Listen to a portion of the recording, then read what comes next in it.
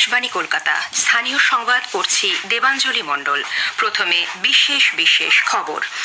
অযোধ্যায় আগামীকাল রাম মন্দির উদ্বোধন উপলক্ষে রাজ্যের জেলায় জেলায় চলছে কলস যাত্রা অনুষ্ঠান ও স্বচ্ছতা অভিযান।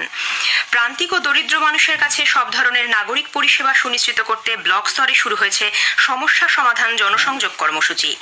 ইডি আদালতে জানিয়েছে, রেশন দুর্নীতি মামলায় ধৃত শঙ্করাঢ্য 10 বছরে 1000 কোটি টাকার বেশি বিদেশি মুদ্রায় বদল করেছেন। প্রদেশ কংগ্রেস সভাপতি অধীর রঞ্জন চৌধুরী বলেছেন, তৃণমূল কংগ্রেসের সঙ্গে জোট ছাড়াই তিনি নির্বাচনী লড়াইয়ে একা চলার জন্য প্রস্তুত। রাজ্যের বকেয়া অর্থ নিয়ে আলোচনা করতে প্রধানমন্ত্রীর দপ্তর আগামী 23শে জানুয়ারি দিল্লিতে বৈঠক ডেকেছে। আসছি বিস্তারিত খবরে। অযোধ্যায় আগামীকাল রাম মন্দির উদ্বোধন উপলক্ষে রাজ্যের জেলায় জেলায় কলস যাত্রা অনুষ্ঠান পালিত হচ্ছে। সেই সঙ্গে চলছে স্বচ্ছতা কর্মসূচির মাধ্যমে মন্দির চত্বর পরিষ্কারের কাজ এবং পূজার্চনার আয়োজন। গতকাল বর্ধমান 2 নম্বর ব্লকে পামরা এলাকায় স্বস্তিপল্লী ফুটবল ময়দানে একটি কলস যাত্রা শুরু করে গাংপুর এলাকা পরিক্রমা করে। রাম ও কৃষ্ণের সাজে ছোট ছোট বাচ্চারা পরিক্রমায় অংশ নেয়। আজ এই মাঠেই হবে হোম যজ্ঞের অনুষ্ঠান। গতকাল জলপাইগুড়ির গৌরীয় মঠে মন্দির চত্বর পরিষ্কার করার কাজ হয়। ওই জেলারই বামুনপাড়ায় আগামীকাল অর্থাৎ সোমবার 22 ফুটের রামলালার মূর্তির উদ্বোধন হবে। পশ্চিম বর্ধমানের কাঁকসার প্রাচীন রাড়েশ্বর শিব মন্দির পরিষ্কার করেছেন আসানসোল দুর্গাপুর কেন্দ্রের সাংসদ এস আলুওয়ালিয়া। উত্তর মালদার বিজেপি সাংসদ খগেন মুর্মু সহ অন্যান্য দলীয় নেতারা গোবর্জনা কালী মন্দির চত্বরে স্বচ্ছতা অভিযান কর্মসূচিতে সামিল হন। পরে তিনি রতুয়া বিধানসভার গোসাইপুর অঞ্চলে রাম মন্দির উদ্বোধনের আমন্ত্রণপত্র বিলি করেন। এদিকে রাজ্যের পুর ও নগর উন্নয়ন মন্ত্রী ফিরহাদ হাকিম জানিয়েছেন, আগামীকাল রাম মন্দিরের উদ্বোধন উপলক্ষে রাজ্যের সরকারি দপ্তর বন্ধ থাকছে না, স্কুল কলেজ অফিস যথারীতি খোলা থাকবে। এদিকে উত্তরপ্রদেশের অযোধ্যায় রাম মন্দিরে রামলালার প্রাণ প্রতিষ্ঠার প্রস্তুতি চলেছে জোর কদমে। এর মধ্যে প্রধানমন্ত্রী নরেন্দ্র মোদী গতকাল তাঁর এক্স হ্যান্ডেলে বাঙালি শিল্পী পায়েল করের কণ্ঠে কাজী নজরুল ইসলামের মনোজপনাম গানের ভিডিও পোস্ট করেছেন। প্রধানমন্ত্রী লেখেন, ভগবান রামের প্রতি পশ্চিমবঙ্গের মানুষের শ্রদ্ধা অপরিসীম। কাজী নজরুলের লেখা এই গানে ভগবান রামচন্দ্রের রূপ বর্ণনা করা হয়েছে। এদিকে রাম মন্দির প্রাঙ্গণ সাজিয়ে তোলার জন্য কলকাতা থেকে 2000 কুইন্টাল ফুলের মালা অযোধ্যা গেছে। কলকাতায় ফুলের গুণগত মান ভালো হবার কারণে কাজ করতে সুবিধে হয় বলে জানিয়েছেন দায়িত্বপ্রাপ্ত মোহিত কুমার। রাজ্যের প্রান্তিক ও দরিদ্র মানুষদের সব ধরনের নাগরিক পরিষেবা সুনিশ্চিত করতে গতকাল থেকে ব্লক স্তরে শুরু হয়েছে সরকারের নতুন উদ্যোগ সমস্যা সমাধান জনসংযোগ কর্মসূচি। কর্মসূচির প্রথম দিনে বিভিন্ন জেলায় 6130টি শিবিরের আয়োজন করা হয়। সন্ধে পর্যন্ত ওই শিবিরগুলিতে 67,000-এরও বেশি মানুষ এসেছেন বলে প্রশাসনিক সূত্রে খবর। আগামী 12ই ফেব্রুয়ারি পর্যন্ত এই কর্মসূচির আওতায় 82,000-এরও বেশি শিবিরের আয়োজন করা হবে। লক্ষ্মীর ভান্ডার, ভবিষ্যৎ ক্রেডিট কার্ড, কিষাণ ক্রেডিট কার্ড সহ 20টি সরকারি প্রকল্পের আবেদন ও সাধারণ মানুষের বিভিন্ন সমস্যার সমাধানের উদ্দেশ্যেই এই কর্মসূচি নেওয়া হয়েছে। নির্বাচন পরিচালনার সঙ্গে সঙ্গে ভোটারদের মধ্যে সচেতনতা প্রচার ও ভোটদানে উৎসাহ দেওয়ার প্রক্রিয়ার ভালো কাজের সুবাদে রাজ্যের 3 জেলা শাসককে পুরস্কৃত করবে নির্বাচন কমিশন। রাজ্যের 23টি জেলার মধ্যে 3টি বিভাগে সেরা হওয়ার নিরিখে state awards for best electoral পুরস্কার দেওয়া হবে। আগামী 25শে জানুয়ারি জাতীয় ভোটার দিবসে রাজ্য স্তরের অনুষ্ঠানে কলকাতার আলিপুরে ভাষা ভবন প্রেক্ষাগৃহে ওই সম্মাননা প্রদান করা হবে। ইলেকট্রাল রোল ক্লিনসিনিং অর্থাৎ ভুয়ো ভোটার বাদ দেওয়ার কাজে এই পুরস্কার পাবেন উত্তর 24 পরগনা জেলার জেলাশাসক তথা জেলা নির্বাচনী আধিকারিক শরৎ কুমার দ্বিবেদী। Overall performance in electoral roll management অর্থাৎ ইভিএম ব্যবস্থাপনা সুষ্ঠুভাবে কার্যকর করার কাজে পুরস্কৃত হবেন হুগলির জেলাশাসক মুক্তা আর্য। পুরুলিয়ার জেলাশাসক রজত নন্দা পুরস্কৃত হচ্ছেন innovative campaigns and systematic voters education and electoral participation অর্থাৎ ভোটারদের বুথমুখী করতে উদ্ভাবনী ভাবনাকে তুলে আনা বিষয়ে, যার মাধ্যমে ভোটাররা সহজেই ভোটদানে হাজির হন। রেশন দুর্নীতি মামলায় ধৃত বনগাঁ পুরসভার প্রাক্তন চেয়ারম্যান শঙ্করাঢ্যর সংস্থার মাধ্যমে 10 বছরে 1000 কোটি টাকা বিদেশি মুদ্রায় বদল হয়েছে বলে দাবি করেছে ইডি। গতকাল আদালতে কেন্দ্রীয় তদন্তকারী সংস্থা দাবি করে 2012-13 অর্থবর্ষ থেকে 22-23 অর্থবর্ষের মধ্যে বিএস আঢ্য ফিন্যান্স প্রাইভেট লিমিটেডের মাধ্যমে 1000 কোটি টাকা বিদেশি মুদ্রায় বদল করা হয়েছে। ইতোমধ্যে এই সংক্রান্ত বহু নথিও উদ্ধার করেছেন তদন্ত সংস্থার আধিকারিকেরা। ইডি ইতোমধ্যেই শঙ্করের সিএ অরবিন্দ সিংকে জিজ্ঞাসাবাদ করেছে। তদন্তকারীরা দাবি করেছেন আঢ্যর ফরেক্স সহ 4টি সংস্থার মাধ্যমে সিএ অরবিন্দ সিং 350 কোটি টাকা বিদেশি মুদ্রায় বদল করেন। এছাড়া হীরামতি এক্সপোর্ট নামে একটি সংস্থার মাধ্যমে 117 কোটি টাকা বিদেশি মুদ্রায় বদল করা হয়েছে। প্রদেশ কংগ্রেস সভাপতি অধীর রঞ্জন চৌধুরী বলেছেন তিনি নির্বাচনী লড়াইয়ে একা চলার জন্য প্রস্তুত। তৃণমূল কংগ্রেসের সঙ্গে কংগ্রেসের এ রাজ্যে জোট নিয়ে আলোচনার আবহে শুক্রবার তৃণমূল নেত্রী মমতা ব্যানার্জি বলেছিলেন রাজ্যের 42টি আসনেই তাঁর দল লড়বে। বহরমপুরে অধীরবাবু কোনো সমস্যা নন। এই মন্তব্যের পরিপ্রেক্ষিতে গতকাল শিলিগুড়িতে প্রদেশ কংগ্রেস সভাপতি বলেন অতীতে তিনি একা লড়ে নিজের ক্ষমতা প্রমাণ করেছেন, এবারেও তার ব্যতিক্রম হবে না।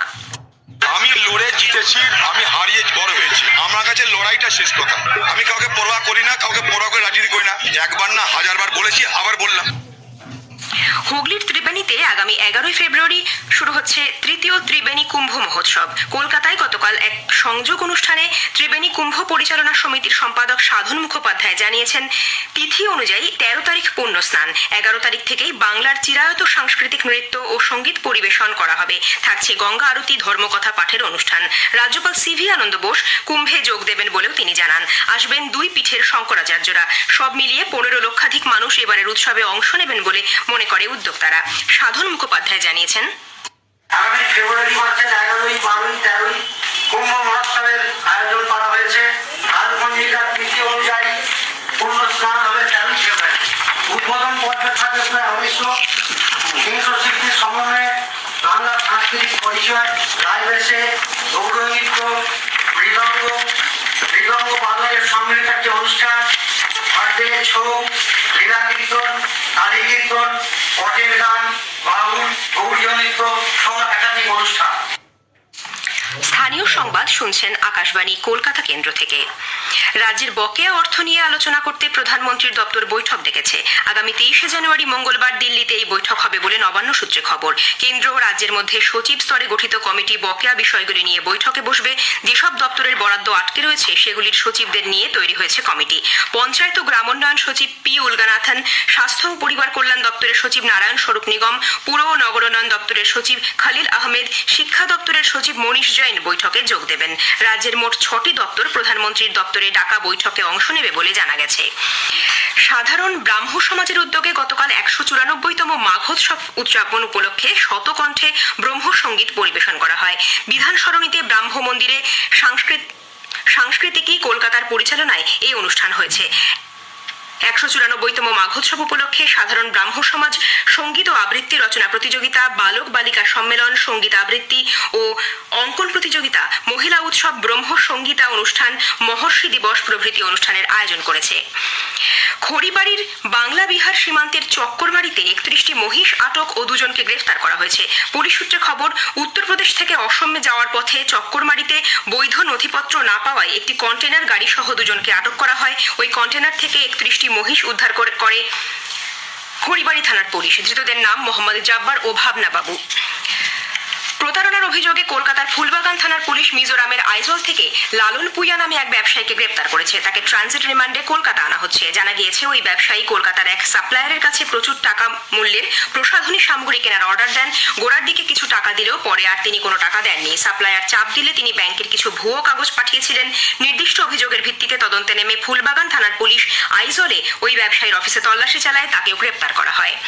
উত্তর 24 পরগনার আমডাঙ্গায় নিহত পঞ্চায়েত প্রধান রূপচাঁদ মণ্ডলের বাড়ির অদূরে গতকাল সকালে 3টি ড্রাম ভর্তি বোমা উদ্ধারের ঘটনায় চাঞ্চল্য ছড়ায়। পুলিশকে খবর দেওয়া হলে তারা সেগুলি নিরাপদ স্থানে সরিয়ে নিয়ে যায়। কে বা কারা এই বোমা রেখেছে তার তদন্ত শুরু হয়েছে। সিআইডির বম্ব স্কোয়াডকেও খবর দেওয়া হয়েছে।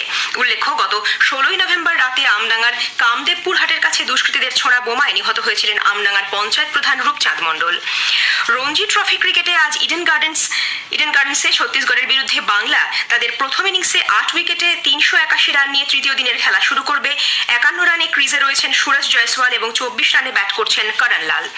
পশ্চিম বর্ধমানের কাঁকসার 2 তরুণী অন্ধ্রপ্রদেশে অনুষ্ঠিত হতে চলা অনূর্ধ্ব 14 জাতীয় কাবাডি চ্যাম্পিয়নশিপে খেলার সুযোগ পেয়েছে। কাঁকসা গার্লস স্কুলের 8ম শ্রেণীর ছাত্রী কবিতা হেমব্রম এবং 7ম শ্রেণীর পরাণী সোরেনকে রাজ্যের অনূর্ধ্ব 14 কাবাডি দলে নির্বাচন করেছে রাজ্য কাবাডি অ্যাসোসিয়েশন। অন্ধ্রপ্রদেশে আগামী 28শে জানুয়ারি অনূর্ধ্ব 14 জাতীয় কাবাডি প্রতিযোগিতা শুরু হচ্ছে। শেষ করার আগে স্থানীয় সংবাদের বিশেষ কিছু অংশ আরও একবার। অযোধ্যায় আগামীকাল রাম মন্দির উদ্বোধন উপলক্ষে রাজ্যের জেলায় জেলায় চলছে কলস যাত্রা অনুষ্ঠান ও স্বচ্ছতা অভিযান। প্রান্তিক ও দরিদ্র মানুষের কাছে সব ধরনের নাগরিক পরিষেবা সুনিশ্চিত করতে ব্লক স্তরে শুরু হয়েছে সমস্যা সমাধান জনসংযোগ কর্মসূচি। ইডি আদালতে জানিয়েছে রেশন দুর্নীতি মামলায় ধৃত শঙ্করাঢ্য 10 বছরে 1000 কোটি টাকার বেশি বিদেশি মুদ্রায় বদল করেছেন। খবর শেষ হলো।